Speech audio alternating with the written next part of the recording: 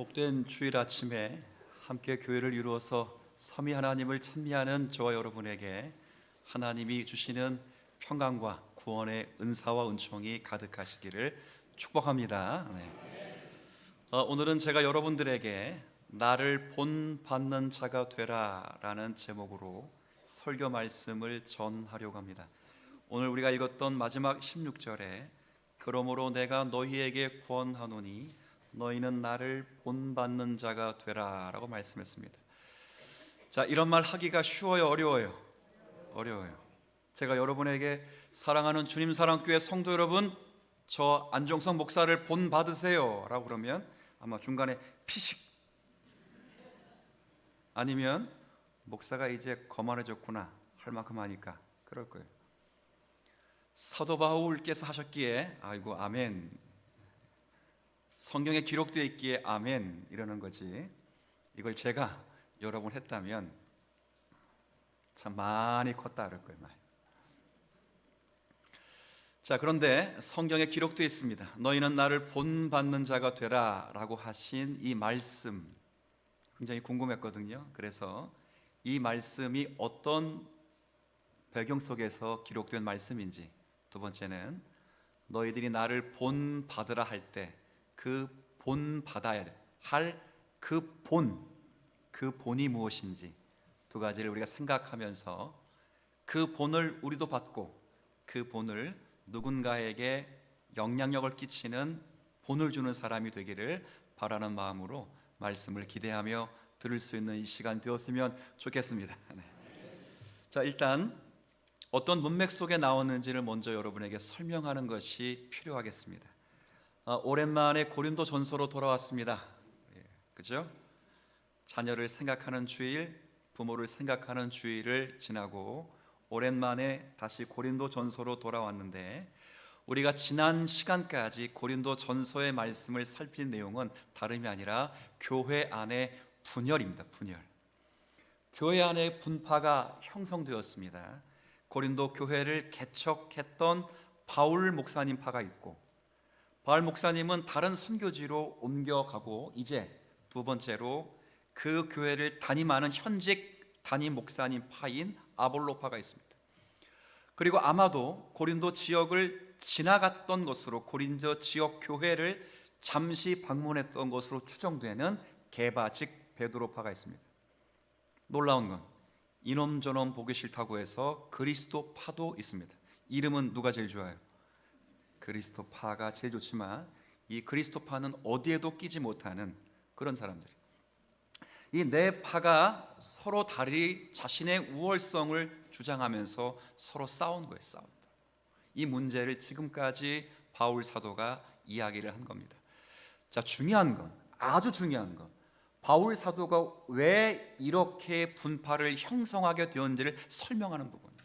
왜 교회가 네 파로 나누어 싸웠는가? 왜 교회가 하나 되지 못하고 성령께서 이미 하나가 되게 하신 것을 지키지 못하고 파를 나누어 그렇게 싸움을 하게 되었는가를 설명하는 내용 가운데, 우리 지난 시간에 받았던 말씀 연이어서 6절의 말씀을 보면, 자, 오늘은 성경을 좀 펴야 되기 때문에 다 찾으셔야 됩니다.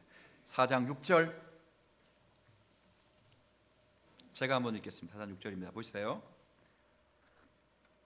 형제들아, 사도 바울입니다. 내가 너희를 위하여 이 일은 당파를 만들지 말아라 혹은 분파를 형성해서 싸우지 말라 한 이 교훈이거든. 이 교훈에 나와 아볼로를 적용해서 지금까지 너희에게 설명을 했다. 왜냐하면 이렇게 나와 아볼로 목사님 관계까지 설명하면서 설명한 이유는, 이는 너희로 하여금 함께 있습니다. 기록된 말씀 밖으로 넘어가지 말라 한 것을 우리에게서 배워 서로 대적하여 아미라 아멘. 자, 여기 끝에 우리에게서 배워 서로 대적하여 무슨 마음? 네, 자, 묻습니다. 왜 팔을 나누어서 싸웠습니까? 저들의 두 글자 뭐 때문에? 교만이에요. 교만. 교회가 팔을 나누어서 싸움이 있다라고 칩시다. 우리 교회 이야기 아닙니다. 어느 교회나 있을 법한 이야기죠. 교회가 팔을 나누어 싸웁니다. A 장로파, B 장로파, A 목사파, B 목사파 나눕니다. 근데 결정적인 그 마음의 중심에는, 그 근원에는 뭐 때문이라고요? 교만. 그렇죠. 교만이 사람을 넘어지게 하는 것이고, 교만이 교회를 훼손하는 것입니다. 그럼 교만이 뭐예요? 교만. 자, 성경은 뭘로 풀어요? 성경은 성경으로 풀고, 놀라운 건 성경이 답을 줍니다. 다시 6절 중간에 이렇게 싸우지 말고 분파를 형성하지 말라라고 지금까지 내가 말한 것은 너희로 하여금 기록된 말씀 밖으로 뭐 한다고요? 자, 교만이 뭡니까? 말씀 밖으로 넘어간 겁니다. 하나님의 말씀은, 잘 들으세요. 하나님의 말씀은, 고린도 교회 얘기합니다. 하나님의 말씀은 너희들이 하나님의 은혜로 구원받고 그 받은 구원의 은혜를 더 누리도록 하나님이 선물로 은사를 주셨는데, 그게 말씀 아니에요. 말씀 밖으로 넘어가니까 자신들이 꽤 잘나서 하나님 나를 구원하셨고 쓸모가 있기 때문에, 내가 능력이 있기 때문에 내게 하나님 뭘 주셨다고요? 은사를 주셨다고 생각하는 거예요. 이 말씀 어디로 넘어갔어요? 밖으로. 그게 교만이에요. 지금까지 그 교만의 문제를 사도 바울이 지금 질타하고 교훈해 준 것입니다. 그리고 이제 우리가 읽은 이 마지막 문단은 결론이에요. 결론. 내가 디모데를 먼저 너희에게 보내 너희들의 교만을 돌이킬 수 있는 기회를 줄 것이다. 만약에 디모데를 보냈는데도 너희들이 교만을 돌이킬 기회를 잃어버리고 돌이키지 않으면 내가 직접 가서 너희들의 교만의 문제를 해결할 것이다 하는 거예요. 자, 우리가 16절까지 읽었죠. 17절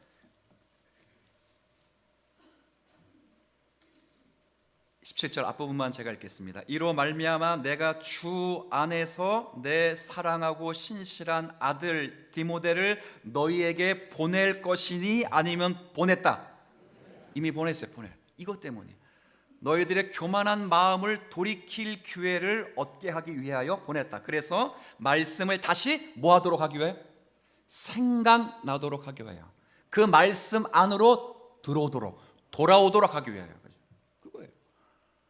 교만은 바꿔 말하면 말씀 밖으로 가 있어요. 성경의 교리가 우리에게 말하지 않는 범위 밖으로. 디모데를 보낸 이유는 다시 말씀을 잘 가르쳐서 저들의 교만한 마음을 꺾고 다시 말씀 생각나게 한다는 게 그게 17절에 생각나게 하리라가 그거예요. 말씀 안으로 뭐 하도록? 들어오지 않으면, 그래도 안 들으면 내가 가서 너희들 직접 판단할 것이다. 자, 그런데 그 앞절에 너희는 나를 뭐 하라 그랬어요? 본받으라라고 말하고, 지금 디모데를 보냈다 말하면서 마지막에 무슨 말을 하는지 잘 보세요. 본받으의 뜻이 여기에 나타났어요.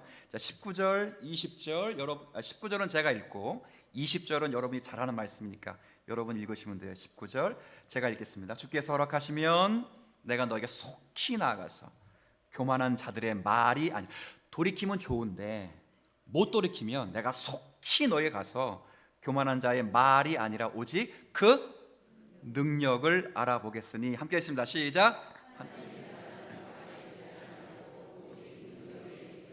한 번 더 읽을까요? 시작.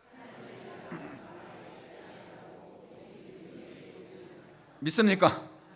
하나님의 나라는 말에 있지 않고 오직 능력. 이 능력이에요. 자, 그러면 하나님의 나라는 말에 있지 않고 그 능력이 있다고 했는데, 그 능력은 뭐냐? 그 능력은 사도 바울이 지금까지 보인 그 본이에요. 사도 바울이 지금까지 했던 모범. 그게 하나님 나라 말에 있지 않고 오직 그게 능력의 능력.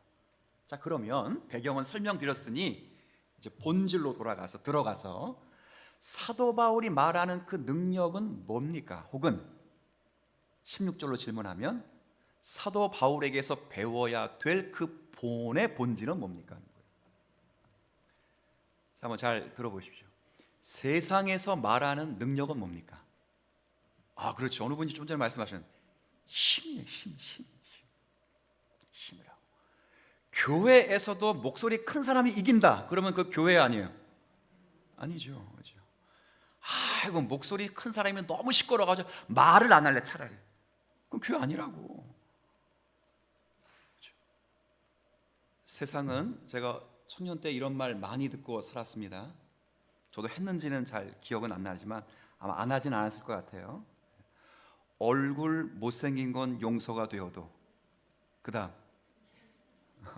능력 없는 건 용서가 안 된다, 이런 이야기를 듣고 살았어요 사실. 그렇죠? 여기서 능력이라고 하는 것은 무한 경쟁 시대에 살아남을 수 있는 능력이에요.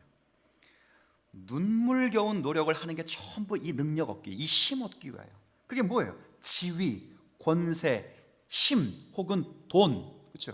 지식, 기술, 정보.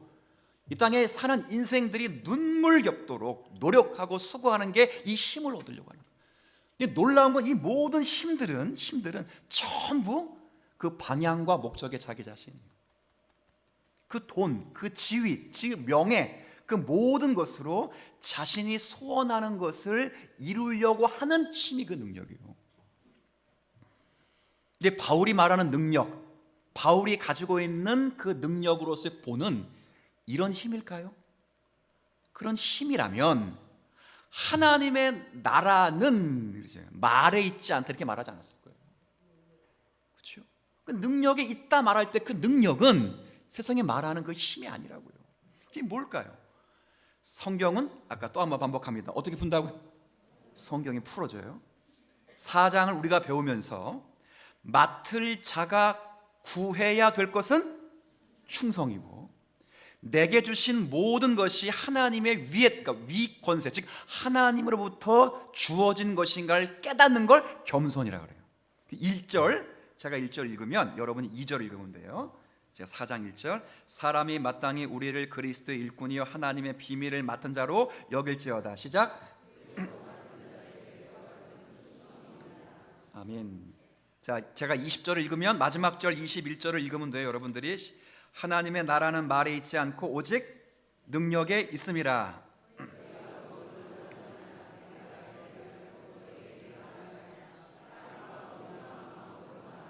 아멘. 자, 그 능력이 뭐예요? 앞에 2절에서 그 능력은 뭐예요?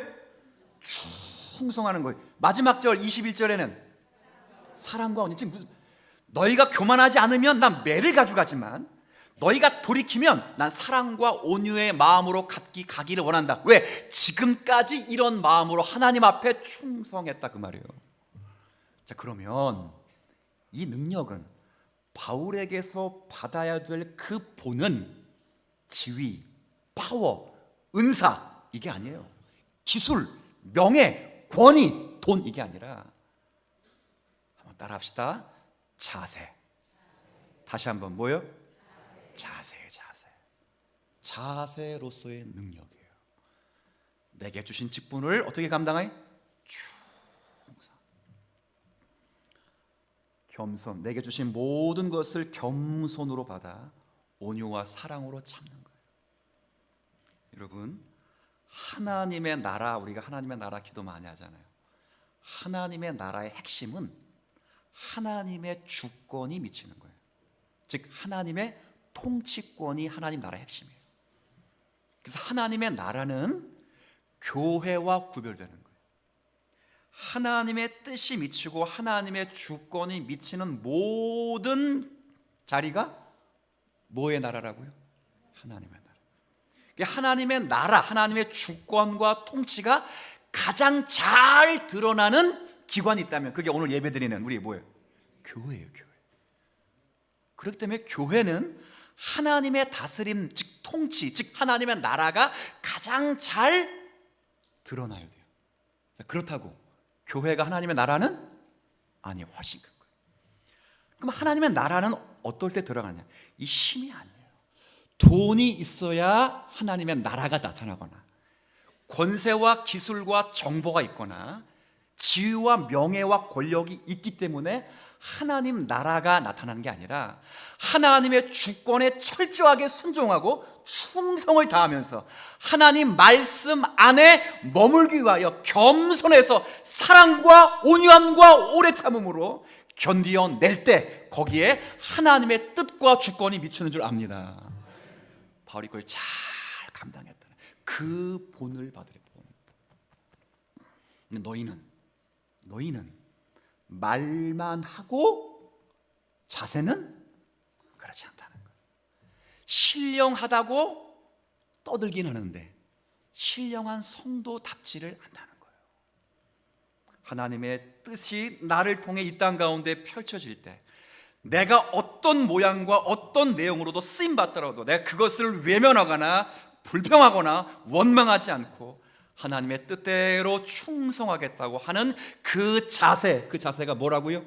능력이자 바울이에게 받아야 될 본이에요. 본. 자, 이 말씀을 바울 사도가 직접 쓰신, 우리가 일전에 제가 강론드렸던 빌립보서 4장을 통해서 한번 확인받겠습니다. 책갈피에 두시고 4장을 한번 돌아가 보실까요? 넘어가 볼까요? 4장. 너무도 유명한 말씀이니까요. 10절부터 13절입니다.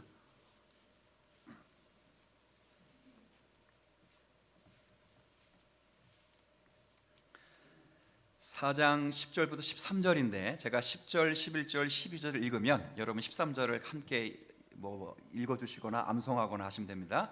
내가 주 안에서 크게 기뻐함은 너희가 나를 생각하던 것이 이제 다시 싹이 남이니 너희가 또한 이를 위하여 생각은 하였으나 지금까지 기회가 없었을 뿐이라. 내가 궁핍하기 때문에 이런 말을 하는 것이 아니라 나는 어떠한 형편에도 나는 자족하기를 배웠노니 나는 비천에 처할 줄도 알고 풍부에 처할 줄도 알아. 모든 일 곧 배부름과 배고픔과 풍부와 궁핍에도 처할 줄 아는 일체의 비결을 배워노라. 내게 아멘. 여기 또 뭐가 나와요?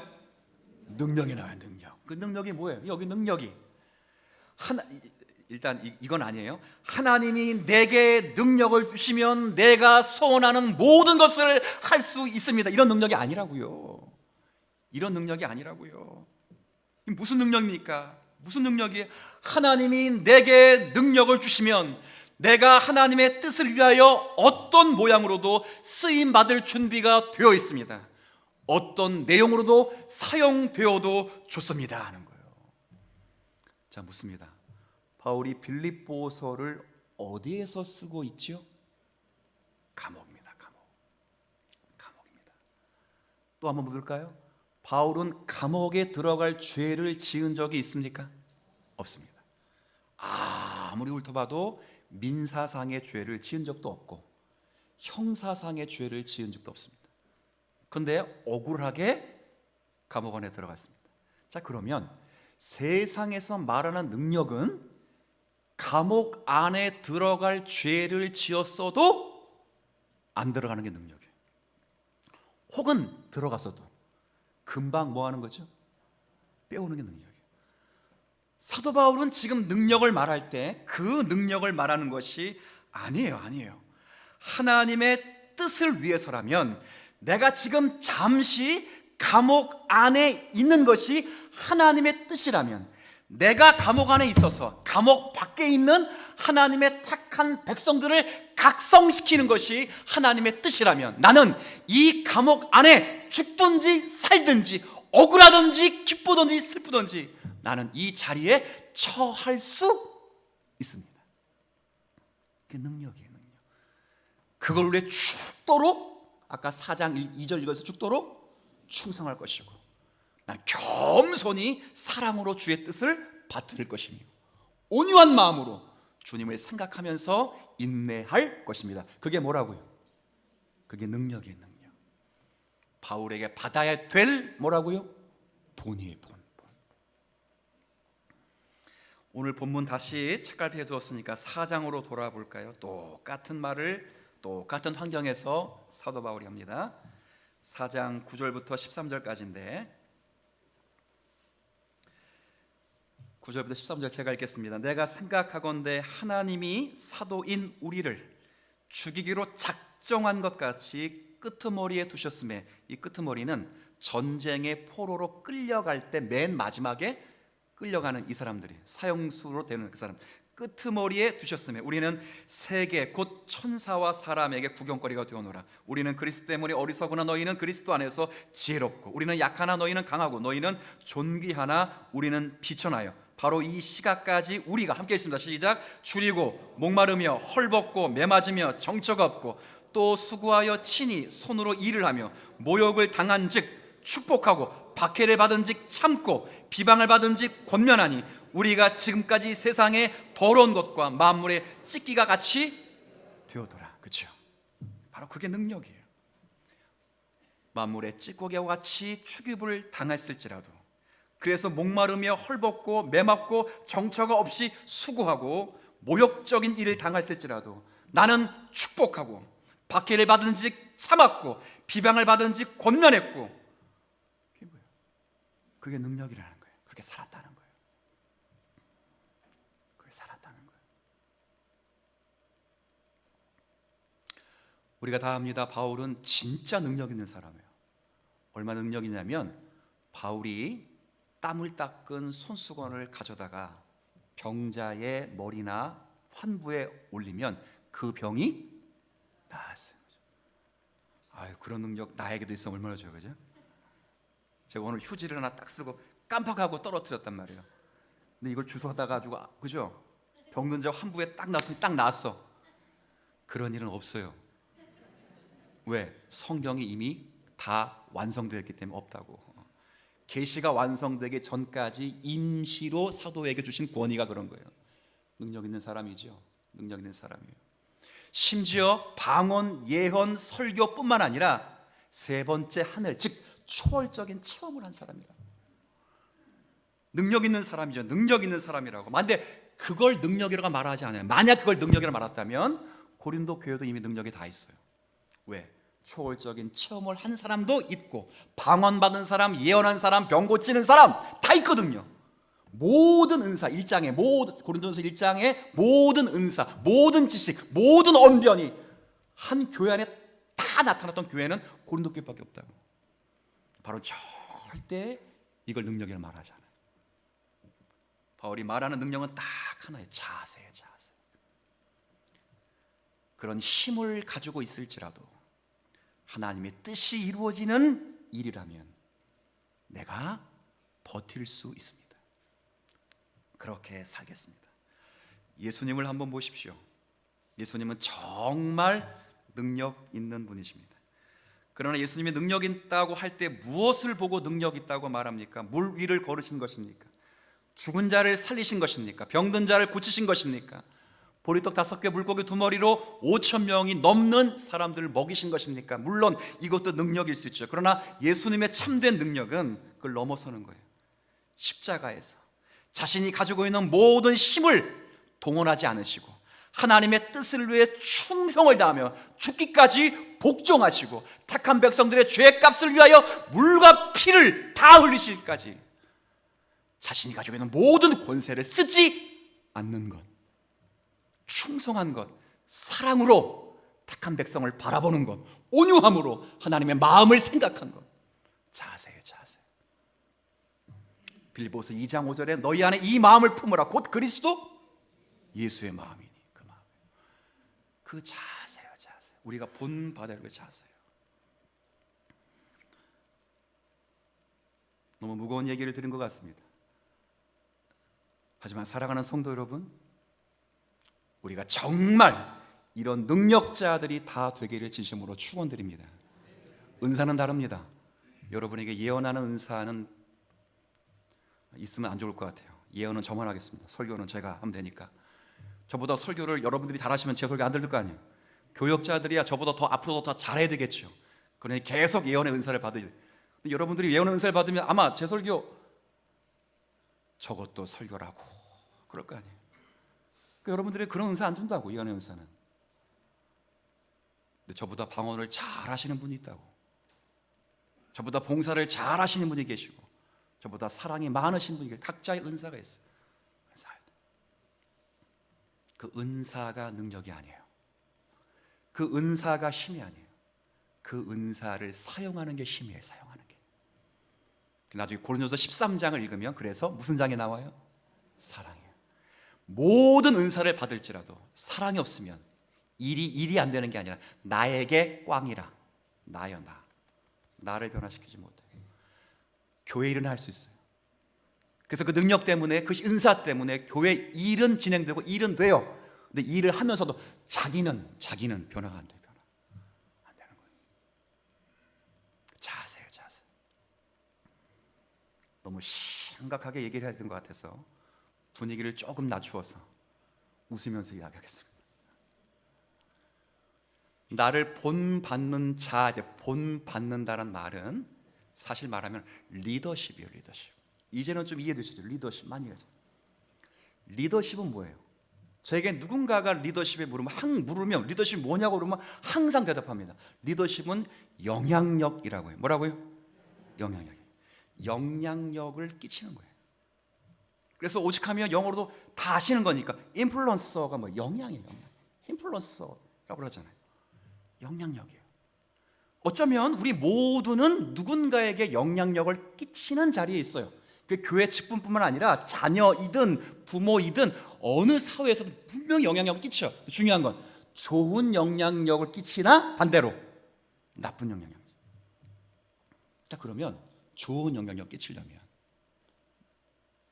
누군가에게 도전이 되고 본이 되려면 그 영향력을 갖추려면 무엇보다 필요한 건 성경의 정신은 존경이 있어야 돼요. 애들이 그러잖아. 리스펙트 할 게 하나도 없다고.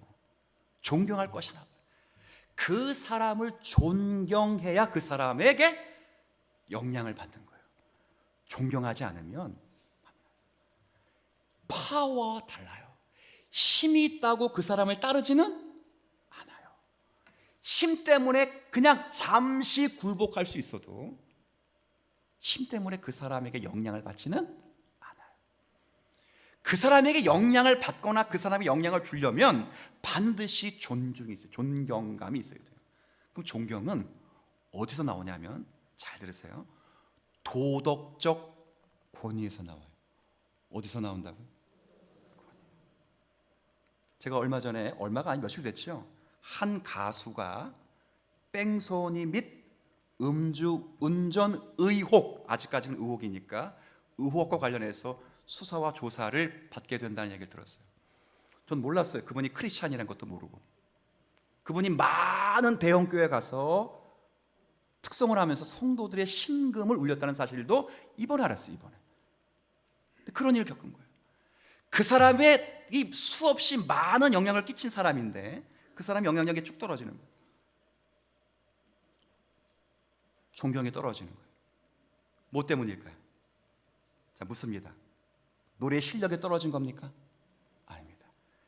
그 사람이 돈이 부족한 겁니까? 아닙니다. 조금 전에 얘기했던 도덕적 권위가 상실된 거예요. 자, 그러면 제가 이 이야기하려고 계속 이야기하는 거예요. 도덕적 권위는 어디서 나오는가요? 이거 이야기하래요. 이거. 도덕적 권위는 성품에서 나오는 거예요. 성품에서. 잘 들으셔야 돼요. 잘 보세요. 그럼 성품은 뭐냐? 여러분, 성품은 저 사람은 예수 믿기 전에도 원래 착했어. 그게 성품 아니에요. 저 사람은 원래 예수 믿기도 성실했어. 그 성품 아니에요. 그러니까 그게 우리가 말하는 세상이 말하는 성품이겠지만 성경이 말하는 성품이 아니에요. 그럼 그 사람은 예수 안 믿어도 천국 갈 수 있어요. 성경이 말하는 성품은, 자, 성경은 성경으로 풀어요. 다시 4장 6절. 자, 이왕 읽은 거 다시 한번 여러분 읽어주시겠어요? 시작. 형제들아, 내가 너희를 위하여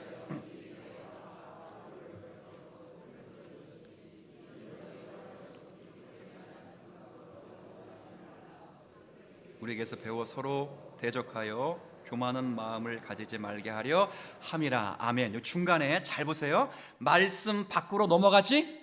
바꿔 말하면 말씀 성품은 뭡니까? 성품은 복음의 교리와 삶을 일치시키는 거예요. 다시,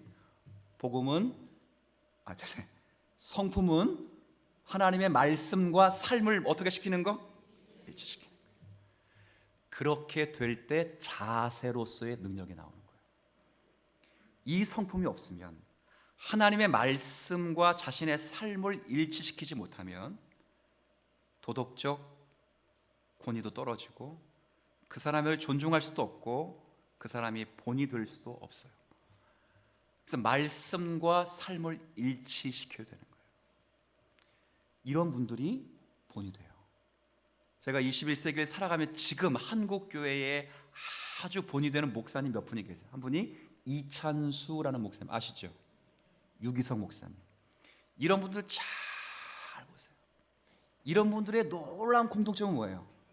자신이 가르친 혹은 성경에 기록된 말씀과 자신의 삶을 어떻게 시켜요? 일치시켜요. 일치. 이 일치를 위해 우리에게 무엇보다 필요한 건, 약간 지루할 수 있으니까 따라 보세요. 순종이에요. 순종. 이 원리를, 제가 성경의 원리를 설명하는 겁니다. 이 복음과 나의 삶을 일치하기 위해서 무엇보다 필요한 건 순종이에요. 순종. 조종이 아니에요. 미신과 기독교의 차이가 뭐냐? 미신은 자신이 원하는 것을 얻고자 신을 달래는 거예요. 신을 달래면서 그 하나님에게 있는 권능을 뺏어오는 거예요. 자기가 변할 필요는 없어요. 안 변해도 돼요. 예를 들면 만화 영화나 영화에서 보면 알라딘이라고 하는 영화가 있습니다. 제법 저도 아이들 키워가면서 몇 번 많이 봤는데, 그 영화를 볼 때마다 거기에 램프의 요정 한 명이 나오죠. 혹시 아세요? 지니. 노래도 있죠. 지니, 이런 노래. 지니. 근데 알라딘이 우연찮게 그 지니를 발견하고 어떻게든 간에 문질렀는데 그 알라딘의 신 램프의 요정 지니가 나타나서 뭘 들어줍니까? 소원을 줘요. 와, 능력 대단하다. 대단한 능력이에요. 그 일반 종교예요. 근데 중요한 건 중간에 잘 보면 그 램프가 알라딘의 손에서 누구의 손으로 넘어가냐면 나쁜 사람인 자파라는 손에 넘어가요. 자파가 또 문질렀어요? 자, 그 알라딘이라는 신이 들어줄까 안 들어줄까? 들어주라고요. 들어준다. 제가 그걸 몇 번씩 보면서 깨닫는 게 있어요. 이 땅의 신은 능력은 있는데 도덕적 권위는 없구나. 규범은 없구나. 우리가 믿는 하나님은 절대자 하나님이신데, 이 절대자 하나님은 도덕적인 권위를 갖고 계시는 하나님이에요. 그래서 도덕적인 규범을 주셔요. 하나님을 조종하지 말라고. 반대로 하나님께 뭐 하라고요? 순종하라고. 그 순종이 말씀과 삶을 일치시키게 만드는 거예요. 고린도 교회는 하나님을 미신처럼 섬겼다고요. 순종이 없는 거예요. 그 자세로서의 겸손이 없는 거예요. 제가 여러분에게 이렇게 말하고 싶어요. 하나님은 이 순종을 우리에게 늘 배우도록 말씀과 삶의 환경을 주십니다. 이제 여러분 실천하실 때, 너무도 잘 알고 있는 내용이니까 그대로 한번 실천해 보세요. 뭘 실천하냐면, 내게 무슨 일을 당하든 어떤 일을 만나든 꼭 스스로에게도 다짐하고 하나님께 기도하는 첫 번째 내용은, 하나님, 이 일을 통해서 무엇을 배우게 하시기를 원하십니까? 묻는 거예요. 계속. 슬픈 일이든 기쁜 일이든, 하나님, 이 일을 통해서 내게 무엇을 깨닫게 하시기를 원하십니까? 이해되셨어요? 고통을 만나면 잘 들으세요. 고통이 그 사람을 변화시키는 게 아닙니다. 아셨어요? 성경은 단 한 번도 고난이 그 사람을 변화시킨다고 말한 적이 없습니다. 오해하지 마세요. 뭐가 바뀌는 거예요? 고통을 통해서 바뀌는 것입니다. 무슨 말이냐? 고통은 고통일 뿐이야. 고통은 고통일 뿐이야. 그러나 그 고통과 고난을 만나면서, 하나님, 내가 무엇을 배우기를 원하십니까? 라고 묻고 답하는 사람들에게 하나님의 고통을 주신 섭리를 깨닫게 하셔서 그 사람이 하나님의 말씀, 즉 그리스도의 성품을 닮아가도록 은혜를 베풀어 주시는 거예요. 그게 능력이에요. 능력. 이 능력을 사도 바울이 이야기하는 거예요. 자신이 그래서 한 부분만 더 읽고 제가 말씀을 한번 정리할게요. 14절 15절만 같이 읽습니다. 시작.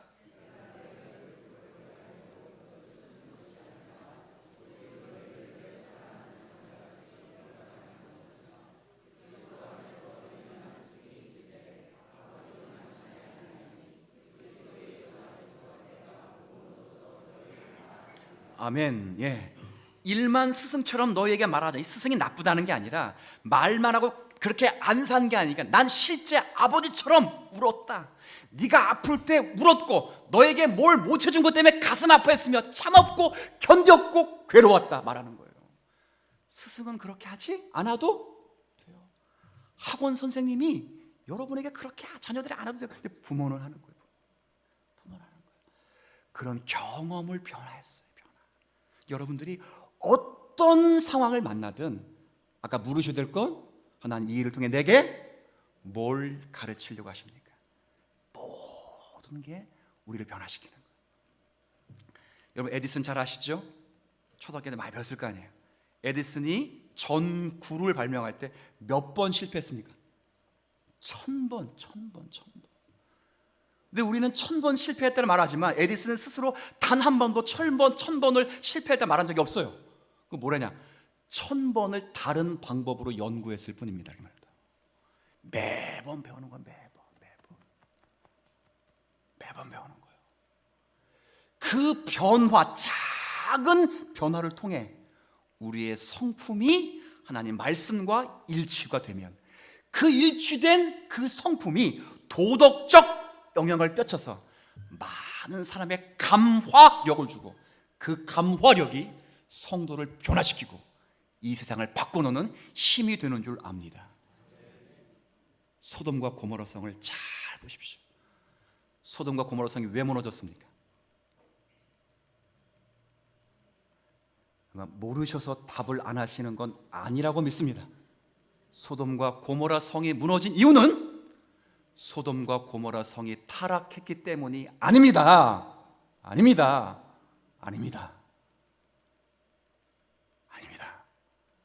소돔과 고모라 성만 타락했습니까? 그러면 아닙니다. 의인 10명이 없어서 멸망한 것입니다. 왜 아브라함이 10명을 생각했을까요? 그 당시에 최소한의 가족 단위가 10명이었습니다. 그러면 지금은 3명, 4명입니다.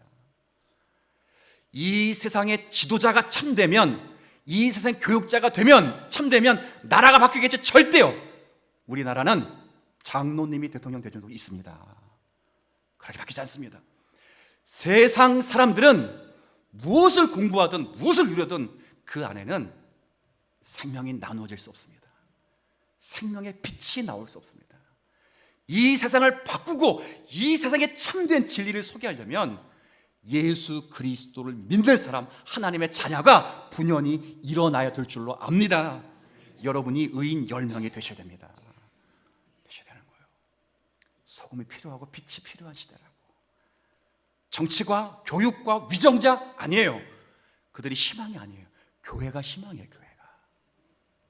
그 교회가 끊임없이 많은 변화를 경험하고 그 변화 속에서 성품이 하나님의 말씀과 일치가 되고 일치된 여러분의 삶의 자세가 하나님의 뜻을 이루게 되면 거기에 하나님의 나라의 통치가 이루어지는 줄로 믿고 위로는 예수 그리스도와 사울의 본인 자세의 능력을 본받고 여러분도 그런 본을 줄 수 있기를 희망하며 비전을 품고 열정을 가지고 끈기 속에 살아내는 저와 여러분이 다 되었으면 좋겠습니다.